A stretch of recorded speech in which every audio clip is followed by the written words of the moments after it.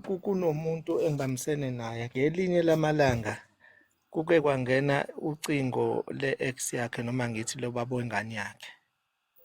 So mengithi ngiyayibamba le foni nothi ukuthi ngiyayi-answer agxume ayihlwithe ngithi mina yini kwenzakalani ubani lo fonayo uthi hhayi akulutho okay ngiyishiye kanjalo lento kodwa ngaphakathi kumina ngiyayizwa yangidla yabo. So lento isindala kodwa kulezi iy'nsuku ivukile ngathi mengikhuluma ngayo kwayimina umuntu o-wrong kwayimina umuntu onomsindo. Njengamanje angazi ukuthi kwenzakalani, angifuni ukuthi ngiyamsola ukuthi khona into ayenzayo e-wrong, cha. But kule simo engikusona angazi fanele ngicabangeni, angazi fanele ngenze njani. I-advice mhlampe lapho kungayiphi? Ukuthi bafethu ama-advice nawo awafani.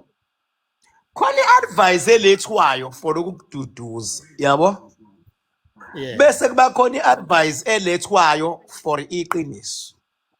Uyabo nje kumina uma usuthe ubaba wengane yakhe. Uqedile mina. Ngokomthetho bafethu, asibeni honest la. Ngokomthetho kumele ukuze ingane ikhule kahle. Abazali kumele benze something what you call a co-parenting. Ngokomthetho ukuze ingane ekhuliswayo ikhule kahle kumele abazali ba co-parents. Uma usuthole uma wengane yomunye umuntu kufuna wena uthembe lo wakho ukuthi ngeke asaphinda lali naleya ndoda. Kodwa mangingena ucingo mfethu awukwazi ukudinwa ngoba wena owayifaka kumuntu onengane yomunye umuntu. And labantu bobabili my brother, umehluko ukuthi kuyenzeka umuve in noma uthandana noma wengane kanti uma wengane uxabene verse nobaba wengane baxabene kakhulu into yabo i-toxic. Uyabo? Kuyenzeka lokho. Kodwa today beyilungisa liyonto for the sake of ingane. Wena uzo-affecteka mfethu. Wena uzo-affecteka mfethu. Kodwa in honesty speaking, kumele engabe uma sekukhona ingane ukuze ikhule kahle, ubaba funa afone ukuthi ingane inawo no3 no4 no5 athi inawo kodwa uyashoda. Lento ye-communication akumele ngabe iyabreaka kubaba nomama wengane. Futhi mawuthandana nobaba wengane noma nomama wengane akufanele kugoqe athi ngeke ngiphinde ngixhumane nalona ngoba khona le ngane le. And ingane ibahlanganisa bobabili inguna phakathi. Enye into bafo kufuna bengabe uyifaka kuyona ube aware ukuthi uzifaka kwini. Ube aware because abanye obaba noma bengane bahlukana ngoba bexabene bendawonye. Mase kuhlukene izindlela wayale omunye wayale baphinde bahalelane but hayi bonke. So kunezinto my brother kumele uyikhwelezele. Khona izinto ekumele ungazikhwelezeli empilweni.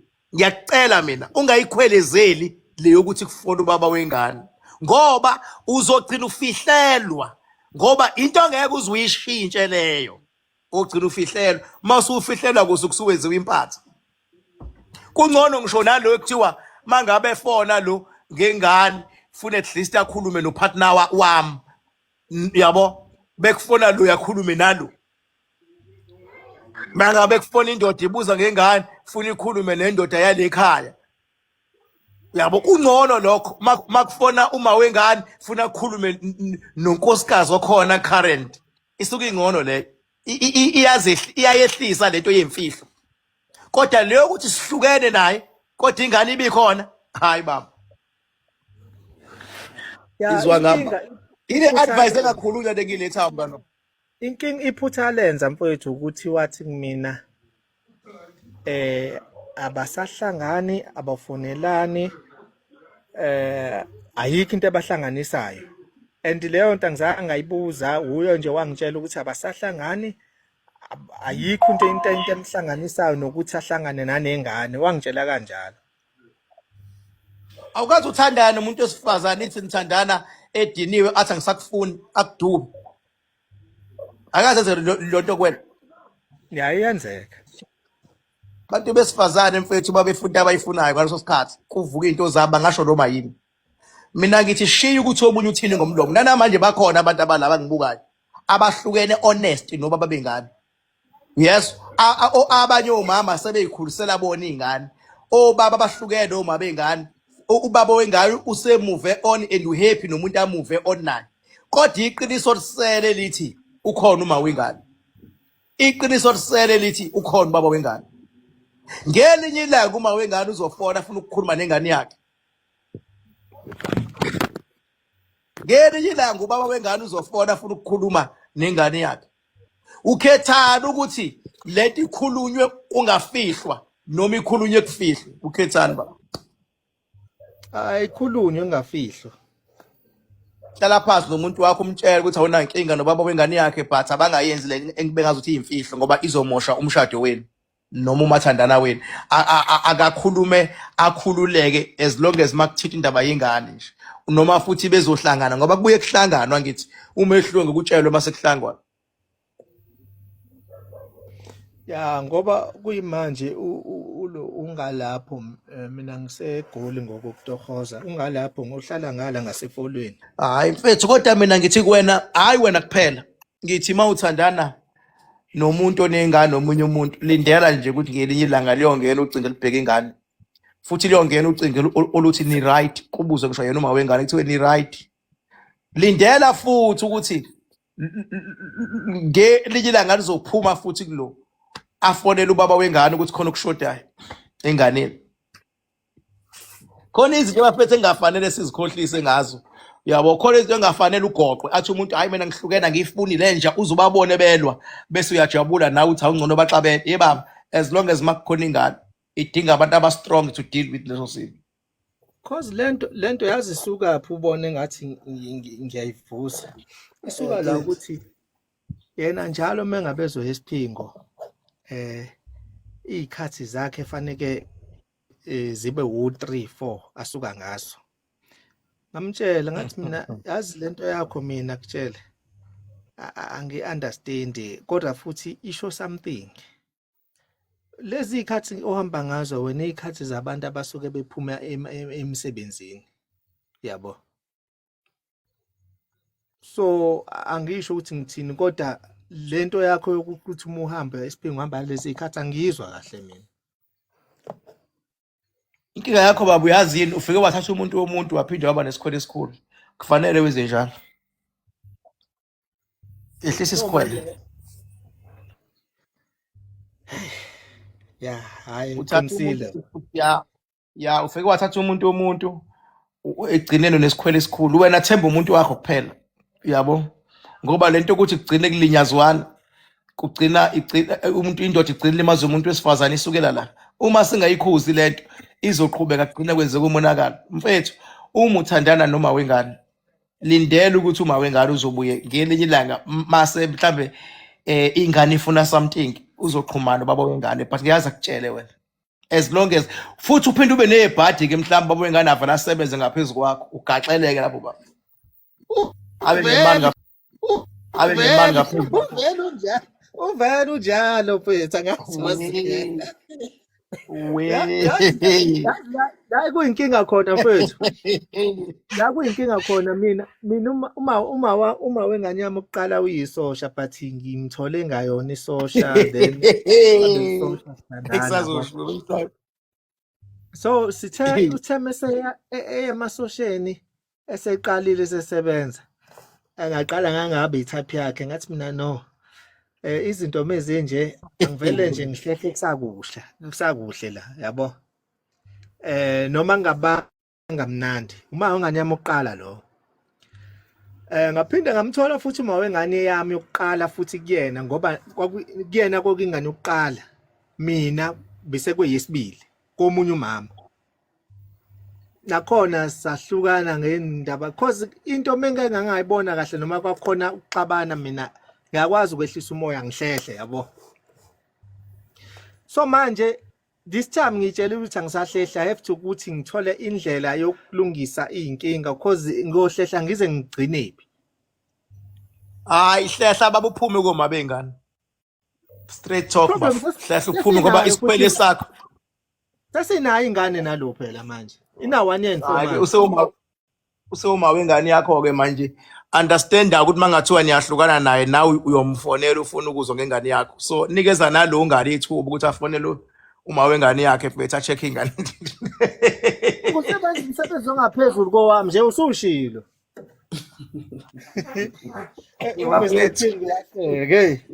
Bafethu. Awuyeke umuntu akhuluma noma wengane yakhe ngoba nawe maningahlukana uzofuna ukukhuluma noma wengane yakho mfethu yawo. Wena mangathiwa niyahlukana naye ngeke umfonele ucheck ingane. Ya ngafona ukuthi lezi ezinye enginazo mina kulaba zinamafoni ngifonela zona. Hayi phela mfethu lalela. Khona udaba oxoxa nengane. Khona udaba efuna ukuxoxa noma wengane. Yabo. Ukuplan ifuture yengane. Niyayiphila. Hayi la le good. Yemadoda nifake entweni eningazi nizifaka kwini? Ukangena entweni ungazi ungena kwini? Uvuliwe umnyango kodwa ubheka ukuthi uvulelweni. Hey bo. Ngena baba but at your own risk. Ngena at your own risk. Ngena at your own risk baba. Umnyango yes uvuliwe kodwa enter at your own risk baba. Ngoba angikwazi mina ukuthi ngizoxeka ngithi umfoneleleli lokhuzana uma wengane yakhe. Liyazi igama ubaba wengane yami ufonele unkosikazi wami uma wengane yakhe. Bafana ngeke. Umfihlelelani phomi ukuthi bayafonelana. Khona ukuthi thatha kuyona imfihlo but unqene ukuphazamise emoyeni ngoba usekubambile nesikhwele ngathi ubona naye imithu nesikhwele useyakwazi unesikhwele uzothi mayekutshela ususidrama engekho uthi ngakho kuhamba ngo3 isikhathi sabantu abasuke bephuma emsebenzini ngo3 Ngicela kahle akusona isikhathi sabantu abaphuma emsebenzini leso. Awu no right but kunezinto engafanele uzilandele uzofika kulelo zinga lokulandela ngoba uzolimala umqondo wena.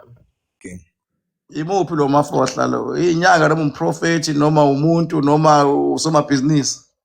Hayi umprofeti. Oh.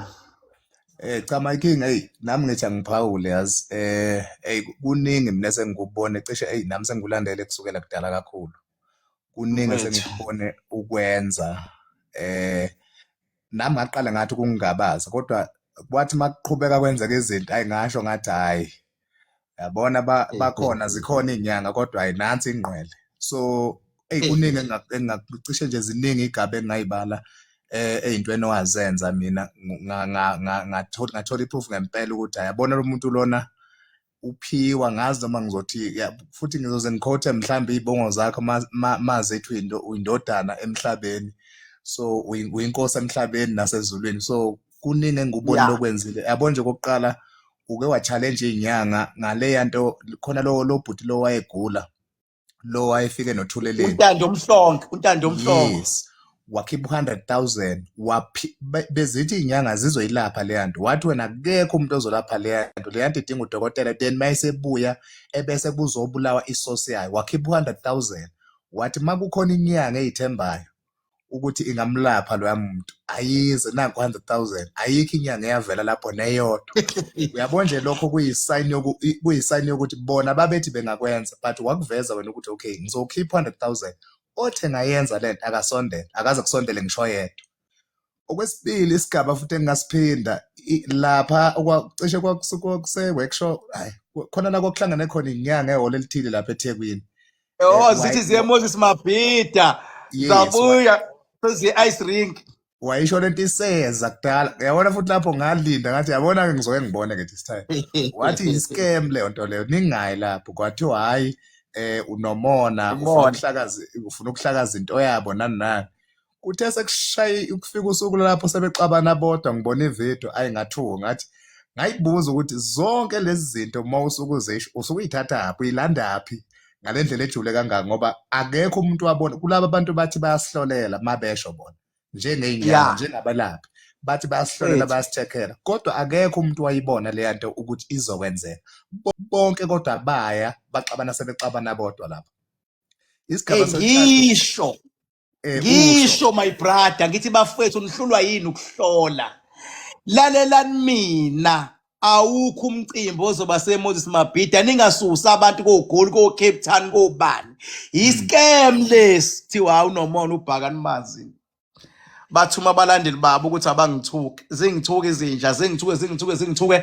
ngibuye khona labaze khona balethe umfana owayekade kuyena wayeorganize ukuthi azokhuluma wangena umfana wathi kuyimanje athi ngikhatha kade sayina nje ukuthi kahle kahle wonke ama-artist uyawakhokhela zathi inyanga uyabona ke King ngabuya ngathi inkinga yeni nina inyanga mani full information nibiza umuntu bese yanigoqa mina mangifuna information ngene esigodlweni ayikho yonke lento ayi lapho impela yabona enganginabo nje lapha ekhaya ayibaze basho ngithi hayi yabona ke zikhona izinyanga kodwa hayi ingwenya ke yabona ke lo muntu lona unikiwe lento futhi akekho umuntu engisambona esebenza kule level asebenza kuyo mina nje my King ngalikhuluma iqiniso kulezi inyanga ekhona KZN futhi ake ngingasho KZN eSouth Africa kulezi inyanga ekhona eSouth Africa ungenhla ngendlela osebenza ngayo ungenhla ngendlela owakhe ngayo kwakho mangingabuza even kubantu abakuma comment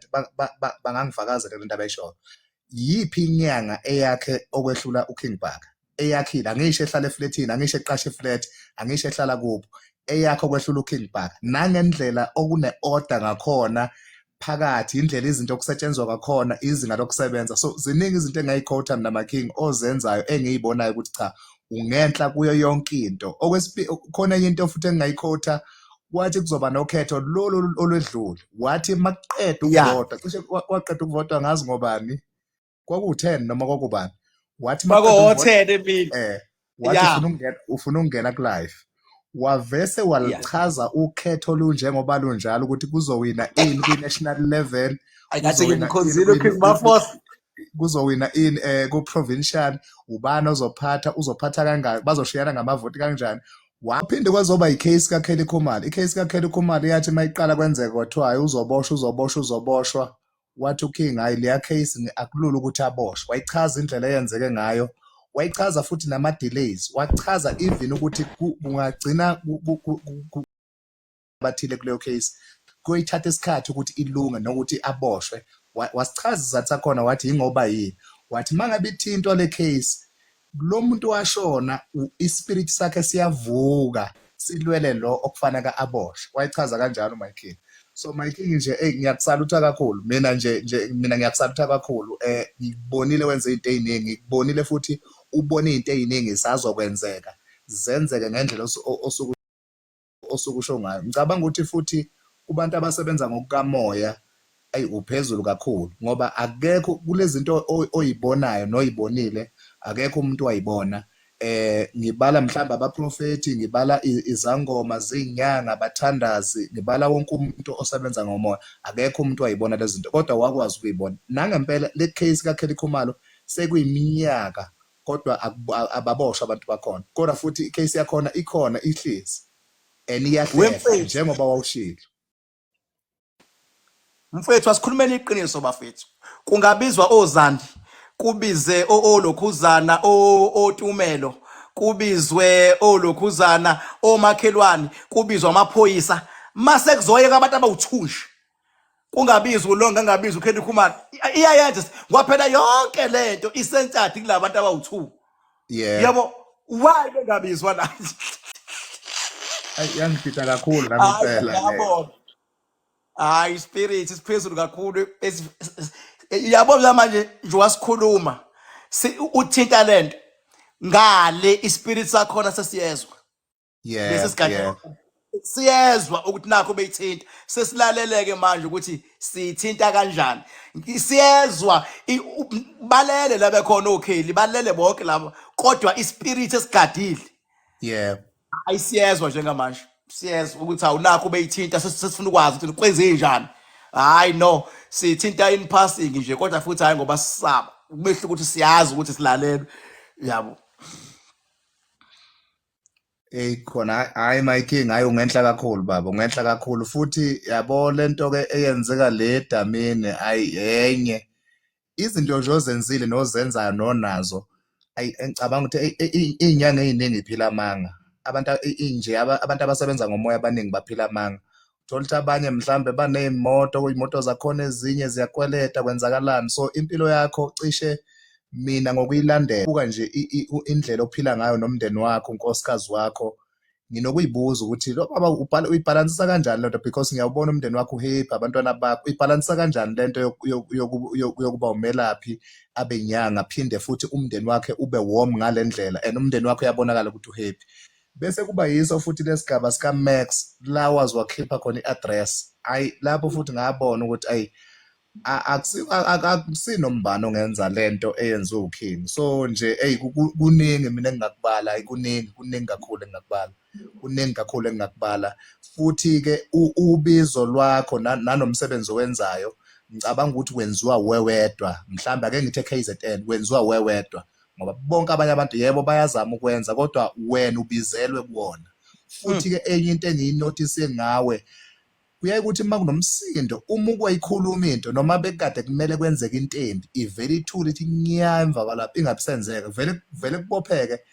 Ngafunda ukuthi okay izwi lakho liyakhona ukuguqula into esuke efanele kade yenzeke ingabisenzeka ivele ithule noma kade kunomsindo uma wayikhuluma into ivele ithule ithi du kungabe kusenzeka lutho.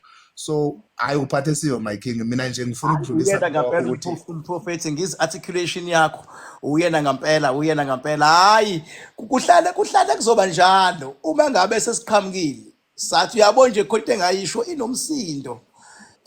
Zaba uthule izinto ngaqala ngale yengane ucwecwe noma yile kaGugu Dlamini ngathi indaba kaCwecwe izogcina inyatheleka ngoba umuntu ohlukumeza ingane ungaphakathi lapha endlini khona uzothi ngathi ukuthi makubonakala ukuthi indaba engaphakathi ibise nje iphelelwa amandla akuyena uprincipal wakhe shwa yimina phambi ngathi nje akuyena uprincipal umehluko uprincipal uarrogant kakhulu akabafundi abantu uprincipal ubhetha ngani yonke kodwa akuyena okuthiwa uhlukumeza ingane inukubezwe khona ilokhuzana ekhaya uyabo. Ngabuya ngezwa lika Gugu Dlamini ngathi kwase kuthiwa kophuma abantu la bonke bethi uGugu akaphume justice for Gugu ngangena ngathi azikhathi justice mina ezangithuka inyoni mfethu yabona abantu yabo futhi mangathiwa ngiphika nabantu ngaba ngikhuluma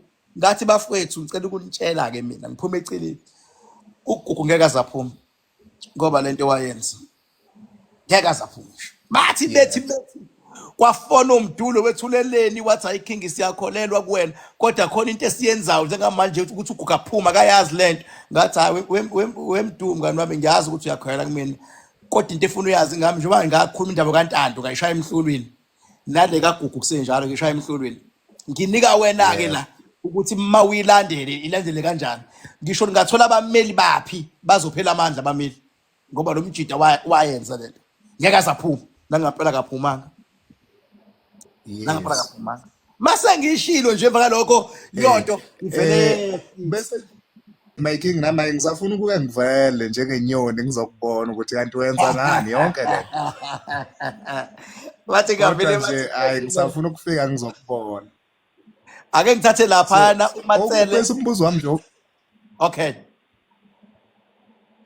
ngicela nje ukufaka umbuzo wokugcina bese ngidedela no problem ngicela ukubuza my king lezi ingozi ezenzeka manje ezingaka yini inkosi yazo udalwa yini ingoba zange zenze ukuthi ingozi zako December lezi ngoDecember kusuke kufuneka igazi imoya isebenza kanzima egodlweni nasemgedini.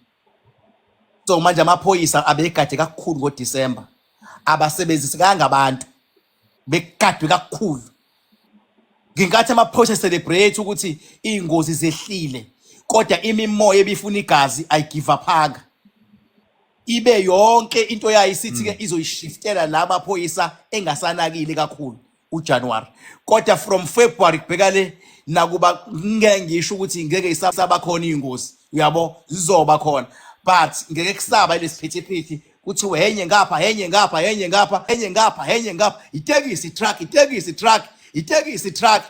no ngeke kwenzeke kanjalo. No, Yeah. no, kuyezwakala kahle my king. No, kucacile. No, kucace kakhulu. Igazi bekumele liphalale ngoDisemba manje bekugade kakhulu ilokhuzana imimoya nayo inezikhathi zayo la yazi kahle khona ukuthi igazi lomuntu izolithola nini, uyabo. Kuyaziwa vese ngoDisemba ukuthi kusuke kuvaliwe egodlweni kusuke kuphithizela, so abantu bedaka utshwala kuba lula nakuyona because badakiwe vele abantu, kuba lula ukuthi ibenzisa ingozi ezonyantisa igazi ukuze libe liningi igazi.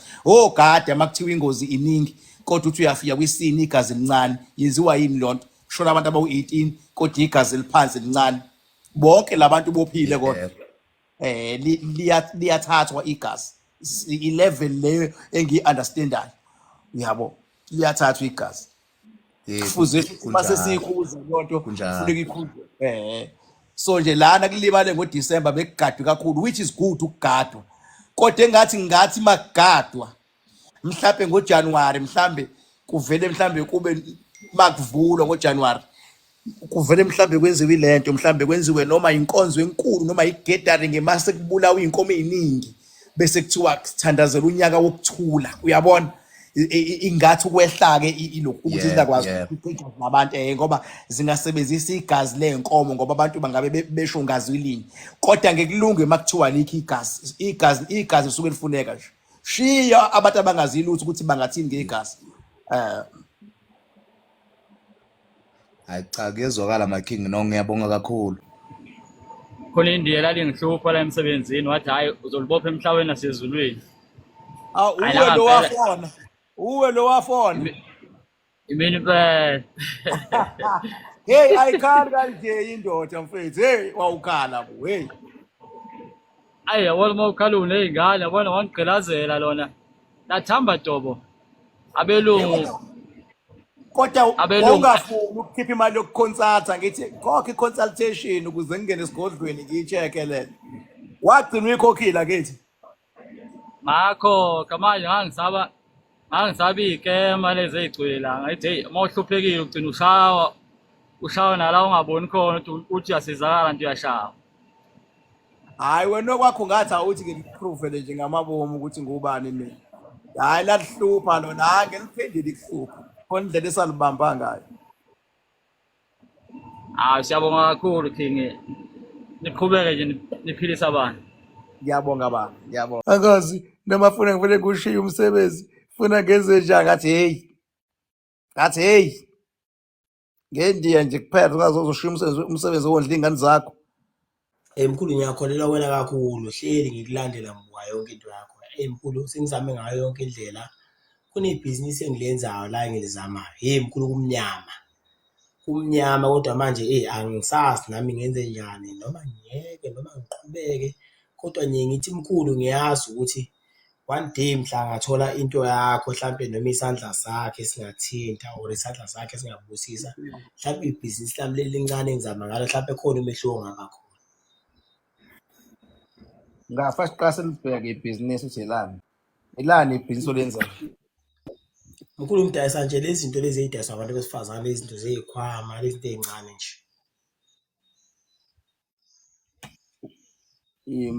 Iy'khwama lezi zabafazi, iy'khwama lezi zabafazi. Yebo mkhulu. Yes, just ngiyokudayisa lezi zinto ey'ncane just ukuthi kube khona imali engiyitholayo, kodwa nje kumnyama. Musa ukuthi kumnyama, uzidayisa kanjani lezo khwama lezo? Uyabona nje mkhulu, ngathi ngihlala elokishini, so njengoba ngihlala elokishini ngiye ngi-ode mhlampe ikhava mhlampe maybe mhlampe eziwu-30. Abanye bakhona mhlampe befaka ama-deposit bethi hayi bafuna lesi. Emva kwalapho mase kanjani? Uzidayisa kanjani? What form of marketing you do? How do you market your things? Ngisekhaya nje mkhulu, nje ngibeka i-shelter esangweni then ngibeka iy'khwama zami. I-shelter yani yini? Uyakhe ngani i-shelter? Itende nje ngibeka itende nje elincane. Hey baba wena owehlisa isithunzi sebhizinisi lakho ngeke udayise izikhwama ufuna ithengwe woklama bese uyidayisela etendeni. Hlulwa yini wena ukulethi le account yakho ka TikTok la upost izikhwama zakho?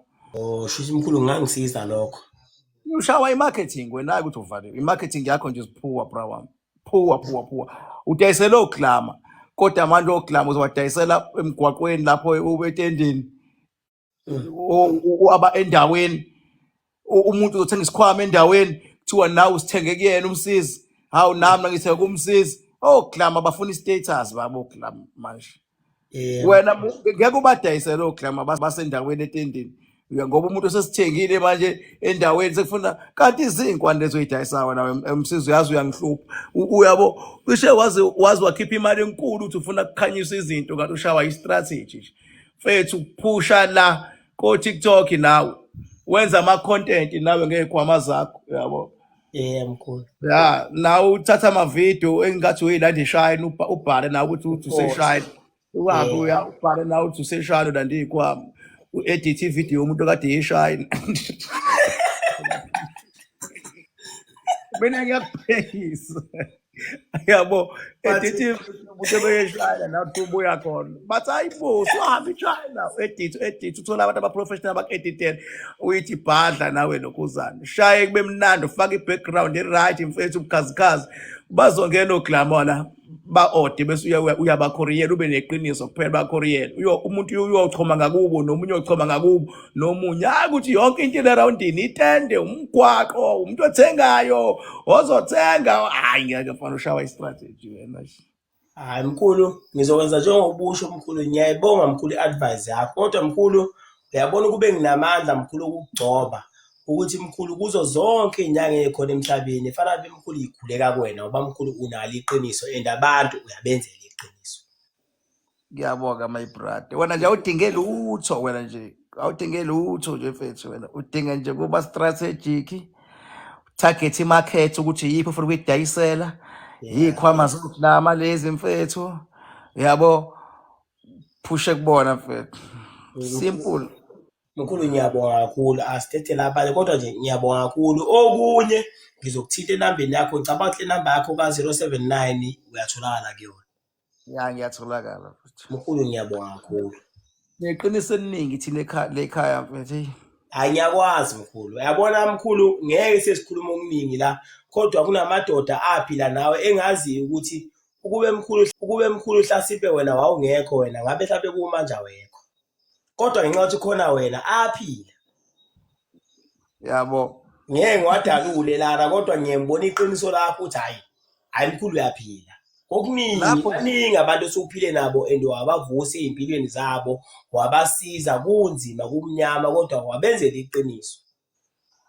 Lapho nje etendeni lakho mfethu hamba othenga amaqhwa uthola ukukhula box omkhulu ulanda amakani lapha ya ko-Finis Cash and Carry na endaweni lapho ufaka amakani ahlukahlukene ufaka amanzi amanzi athi umuntu bedlula mfethu bese ufaka ile zinto khona lezi zinto ezingayilethi profit ezidonsa abantu ufaka i-airtime ufaka ugwayi athi umuntu bethi nhla yo amanzi abanda kanje uphinde ucrossa namaphoyisa ufake namabhodlela ambalwa kabhiyo bandayo i-black label ne-castle uthi jobe athi bethi hla umuntu naka amanzi abanda nansi igogi liyashisa kulezi insuku yabo nhla nako uphiyo obandayo wena owaziyo ukuthi obani abaningi abadlulayo lapha abaphuzana uthi gwa fake nga5 ubhiyo ungalanda amakesi wonke ufake la uzoboshwa fake nga5 yabo fake nga5 uyibekele mkhulu phela mase ngiboshwa njenga ngiyazi mkhulu ukuthi ukhona wena mkhulu ngeke bathi kufanele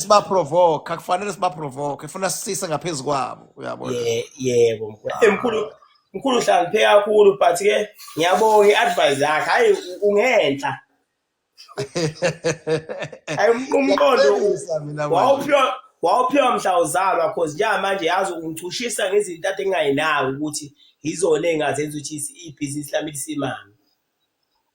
Iyona ke into engahamba endaweni etendeni lakho lelo hayi likhwama hayi khohla leli khwama